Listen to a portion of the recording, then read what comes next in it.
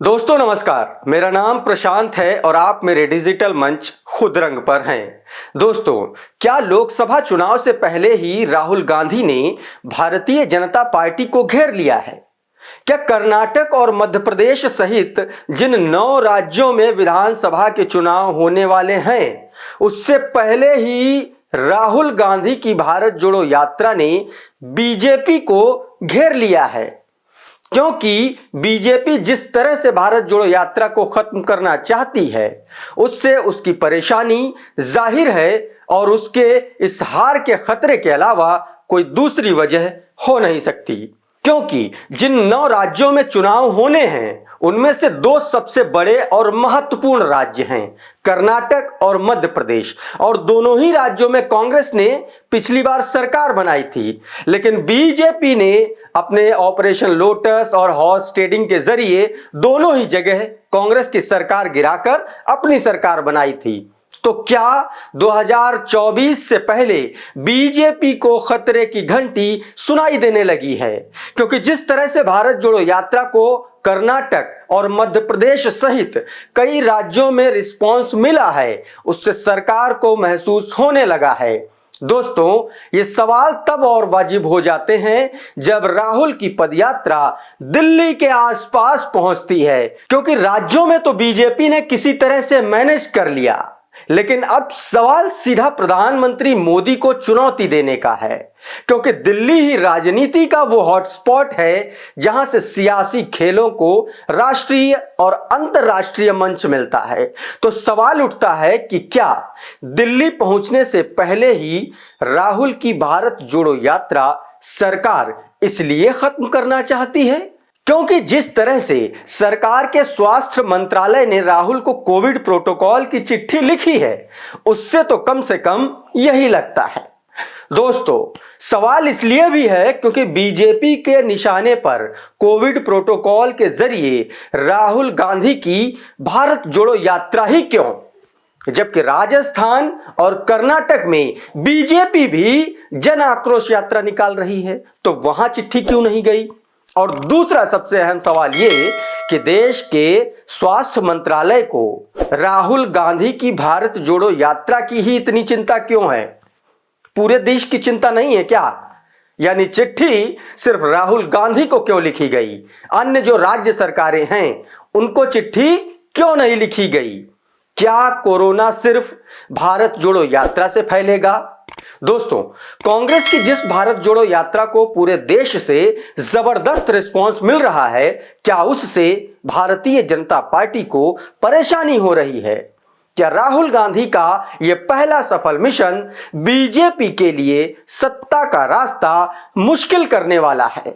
या फिर वाकई राहुल गांधी की भारत जोड़ो यात्रा से कोरोना फैलने का खतरा है? या सरकार कोरोना फैलाने का सारा आरोप कांग्रेस पर मढ़कर अपनी जिम्मेदारियों से पल्ला झाड़ना चाहती है?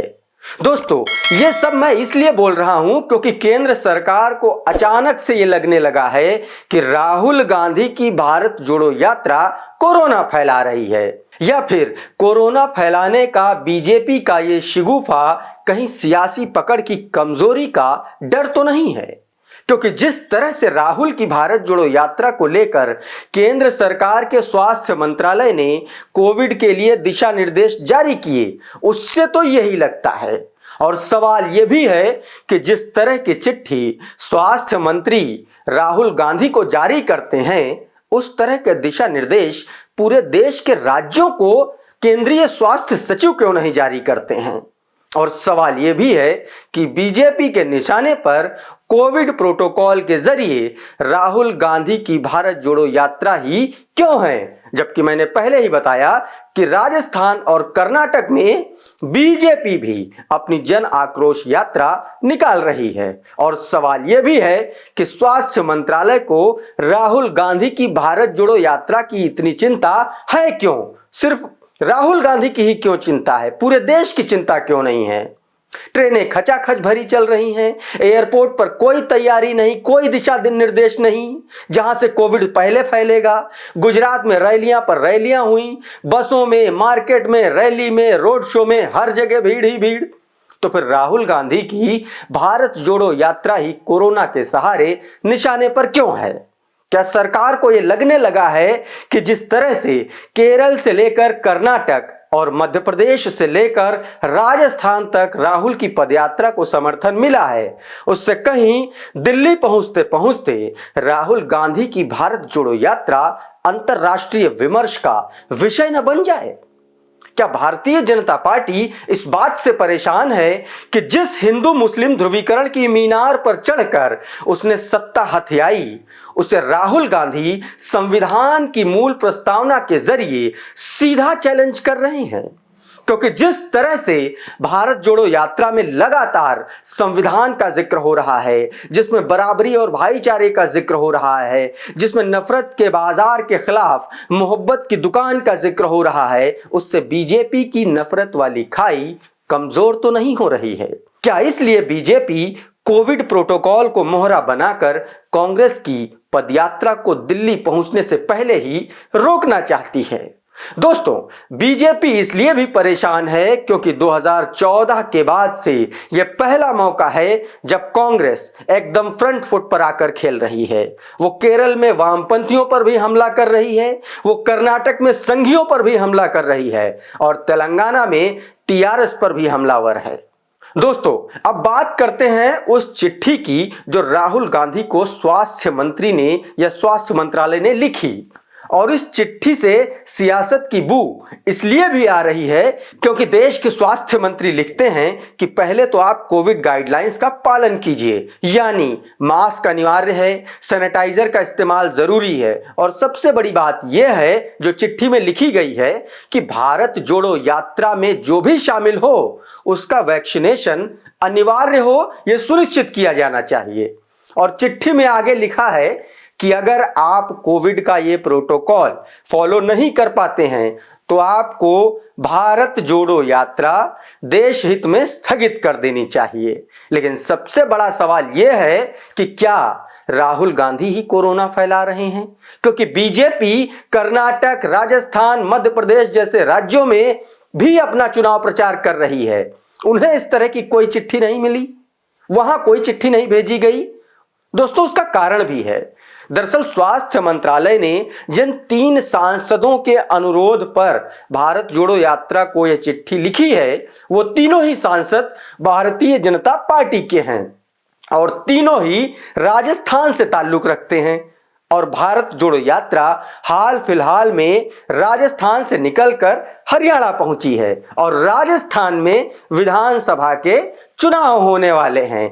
ऐसे में बीजेपी के नेताओं में पेट दर्द होना लाजमी है और यही इस क्रोनोलॉजी की असल वजह भी है। दोस्तों, अब सवाल उठता है कि बीजेपी को भारत जोड़ो यात्रा से अभी दर्द क्यों शुरू हुआ जब यह यात्रा दिल्ली के इर्द गिर्द पहुंची? क्योंकि दिल्ली में चल रहा है संसद का शीतकालीन सत्र।